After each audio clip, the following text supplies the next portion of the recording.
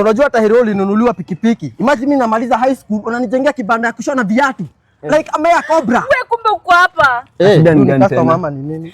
Umepost na niyo kwa status. Sio ni babangu tu ndio lazima ningempost. Father's Day. Babako. So, unizapost babako na mimi usinipost. Huyu ni demu yako. Anajilinganisha na baba yako. Kwani ametumwa? Wacha kierero, wacha kuingilia mambo yetu. Sasa ungenipost before umpost. Ni misunderstanding. Misunderstanding saa ngapi huyo amekuroga? Bro. Mimi hata hakuna Cheki sawa, haina shida. Wacha nitakupost leo basi. Leo tu nikiwa mzazi. Unampost nini? Ningempost. Anajilinganisha na baba yako. Bro, unaona umefanya aende. Hebu toa hii kofia uone kama hewa itaingia kwa kichwa. Cheki bro, umeniharibia. Hebu tingiza kichwa usikie kama kuna kitu damu ndani ama ni damu tu na meno. Bro, sasa ameenda sasa. Ameenda anajilinganisha na baba yako.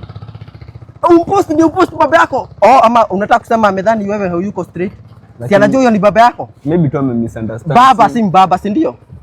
Ameenda una make sense lakini. Si ndio hiyo, nini mbaya? Sikatai shule ulikuwa mbaya lakini usikue mbaya pia huko nje. Sawa sawa. Kupata dia imaanishi utumiwe vibaya na hawa watu. Ndio kwa maana kuheshimingi na ndio maana na juu ulinunuliwa pikipiki, mimi nikimake it ati nikibai gari nikugonge kidogo uweze kunichomea. Asiwezi kuchomea. Tumetoka hizo hivi vya nimeona ukirizo na tumetoka mbali sana. Exactly. Hebu tupande hivi tukatafuta ratish. Aka twende. Na unajua mimi umenishtua sana.